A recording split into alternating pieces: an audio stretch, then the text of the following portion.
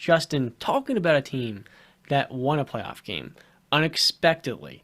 You're wearing their shirt right now, and I'm not surprised by it. I'm not. They've already beaten the Patriots twice in the Super Bowl, and right now it feels like these New York Football Giants have a little bit of pixie dust to them, a little bit of wonder, a little bit of curiosity. A team that coming into the season was projected to win no more than 5 games, just won a playoff game against the big, scary, contending Minnesota Vikings and Ed Donatell's defense. Justin, we've talked about Daniel Jones tons in the show. What is your immediate reaction coming off an awesome win for the Giants? Their first playoff win since I was in elementary school, man. You honestly, that was the real Daniel Jones. I don't think that was a fluke. Um, I'll honestly tell you, with Brian Dable coming into the fold, what he did with Josh Allen is what a lot of people hope to see out of Daniel Jones and see that kind of turnaround and his ability to use his legs. Daniel Jones has a rocket of an arm, dude. A rocket of an arm.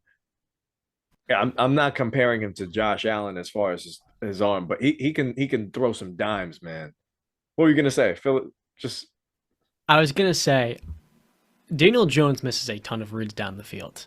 I think he leaves lots of meat on the bone that in the film room on Monday or on Tuesday, I think it drives Brian Dable crazy with the amount of opportunities he misses down the field. well, remember this is a guy that it's also a first year system. His last OC was Jason Garrett. So could cut him some slack. I think we're really seeing what Daniel Jones is all about. And ultimately, I just want to say Coach Dable called the perfect game. It was almost flawless. They attacked when they needed to. They never let go. They just kept their foot on the gas over and over again. Uh Shouts out to guys like Isaiah Hodgins, who they found in the middle of the season and has all of a sudden become, a boost of energy for that offense, which they desperately needed. The guys contributed on all phases of the offense there. I think this is the Giants offense that we were hoping to see. And granted, this is a team that still doesn't have the weapons that you want to see on the outside. We hoped for explosion. Like when you compare it to the teams that they're going up against, they're going against the Eagles, who have basically two number ones, and this is a team that has no true number one, no real scary threat at tight end. And outside of Saquon Barkley, you're not afraid of anybody. But this is a team that's just playing fearless. This is a team that's going out there and they're going to give you their all week in and week out. And they're well coached. They're a well coached bunch. So going into Philadelphia, going into Lincoln Financial Field,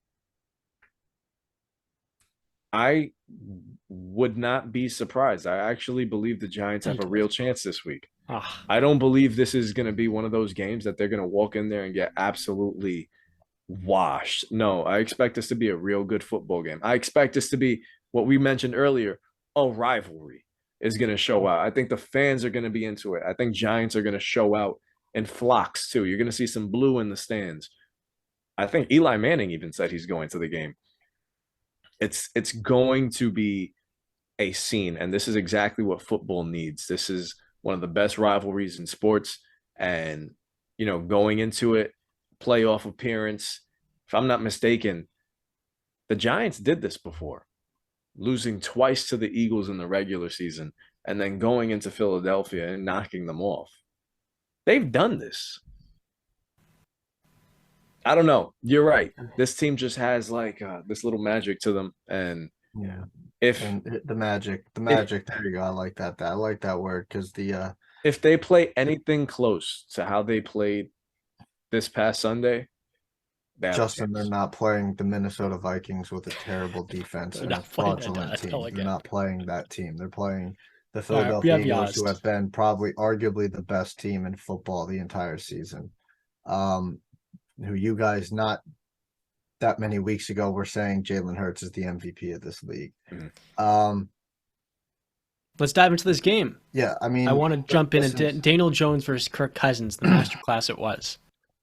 yeah. I mean, I was telling John before. Well, listen, Daniel Jones had a great game. All right, you got to give it up to him. I'm not going to take the credit away from him. All right, albeit it's against that terrible Vikings defense, but he had a great game. And this team, like I think the word you're trying to look for, Justin, is this team's got grit. This is what the Giants are. They're a gritty team. They're gonna give you everything that they got. They're gonna, I like the word you used, fearless. They're a team you really don't want to play. But well, John wants to get go ahead, John, get into the game. Can I just read one thing? Is it the This ESPN was stat? huh? Is it the ESPN stat? No, this is a fascinating thing about Dave Gettleman.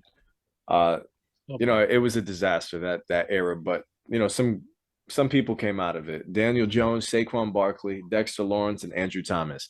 All Oh. four were first round picks by Gettleman. All four picks were criticized at one point or another. Giants wouldn't be where they are today without either one of them. So Yeah, the Andrew Thomas disrespect I never understood. A lot of Giants like, "Ah, we took a tackle at the fourth. I'm like, yeah, that's a pretty important you position. needed it. Yeah. Talking about this game. Well, he and, wasn't that good in his early years, John. His first year, no, but by his second year, he's now an All-Pro in year 3. He's an awesome player. Arguably the best player at the left tackle spot in football. And if you have a pretty good left tackle, your quarterback's going to be well protected. In this matchup, guys, I mentioned the name Ed Donatell a lot. Unironically, somebody that stems from the Vic Fangio defensive coaching scheme. You would think for a quarterback like Daniel Jones, who's not going to be slinging passes down the field, who likes the run, you would actually prepare for him to run the football. And the Vikings almost saw, you would have thought they were playing Matt Ryan because they were totally disinterested in actually containing and focusing on Daniel Jones out the pocket. He had 78 rushing yards on 17 carries. You talk about Mike Kafka and Brian Dable. Did you guys see that fake screen pass behind the back handoff to Saquon Barkley? They called it the Statue of Liberty. It was beautiful.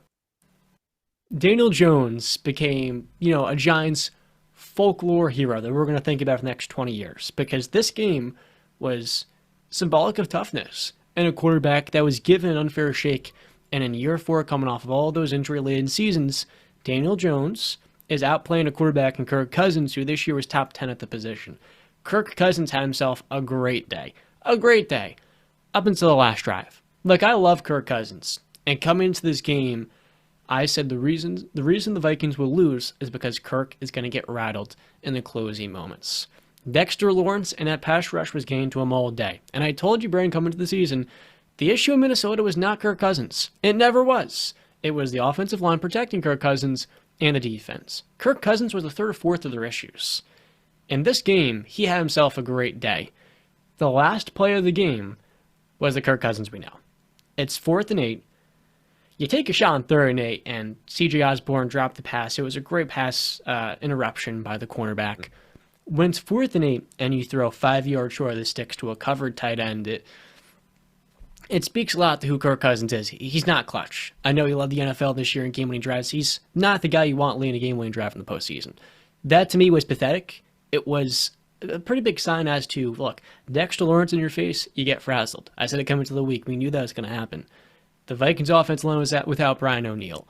I told people, I'm not trying to run victory laps here. We knew who the Vikings were. It's the Steelers from 2 years ago, the Cardinals from last season. You have a great start to the year, but the offensive coordinator or the defensive coordinator is not good. Ed Donatell, I'm not sure if he's been fired, but I'm pretty confident he will be if he hasn't already.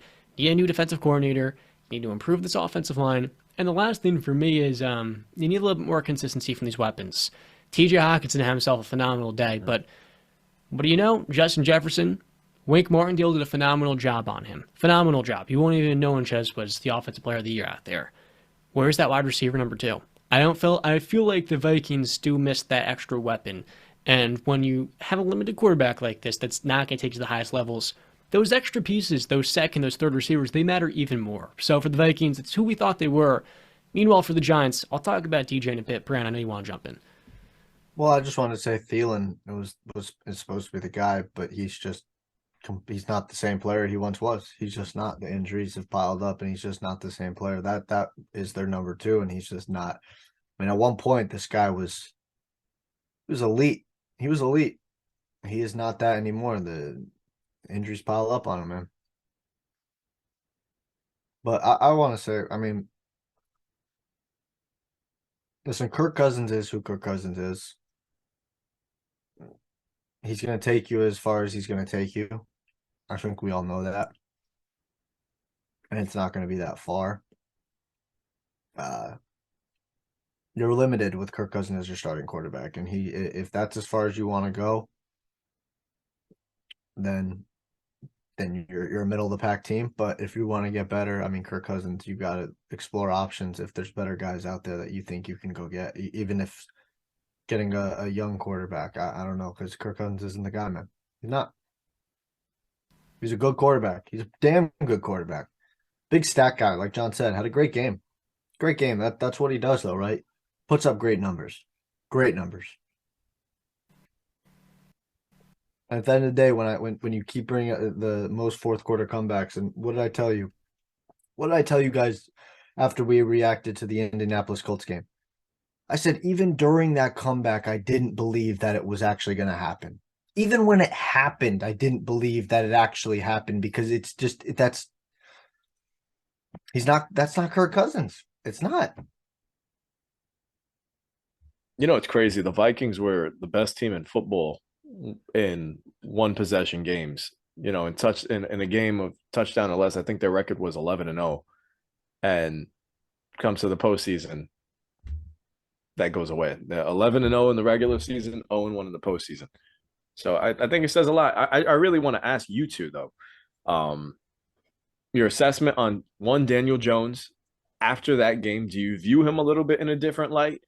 In first postseason game on the road in an environment that is tough. Granted, the Vikings defense isn't as tough, but the environment is. And two, if you're the Giants, do you extend him? I want to jump in here first, Brandon. Go ahead. Daniel Jones had himself a great day. Daniel Jones is establishing himself as a fine quarterback. Daniel Jones deserves an apology, not $120 million. We saw this performance, and what it was indicative of to me is, look, Daniel, he's solid. He's really decent, and if I can bring a young quarterback considering the wins for a few seasons, by all means, I'm going to franchise tag DJ. Now, you don't want to lose him because it's hard to find a pretty decent quarterback. This game was the perfect matchup, but what we really saw is the better team in the Vikings had the inferior coaching. I like O'Connell, but the defensive coordinator is nowhere near the level of Wink Martindale. And you look at what Kafka and specifically Brian Daboll have done this year.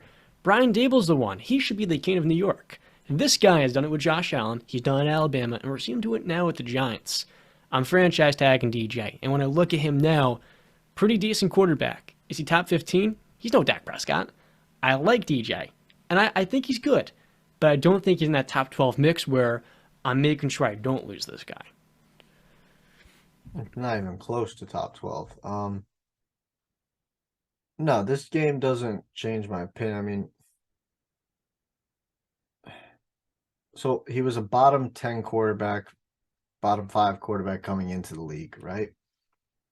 Now he's, maybe the 20th best quarterback in the league, somewhere around that ranges. I think that's a fair placement of him.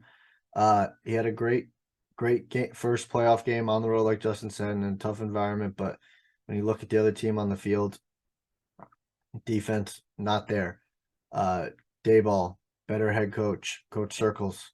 I mean, I think that first matchup meant a lot more to the Giants than it did the Vikings, because I think the Giants kind of figured something out about the Vikings in that game where they thought we could take advantage of something. And I think the main thing you can look at is, you would say Saquon Barkley is their best offensive weapon by far, right? He got 9 rush attempts in the game.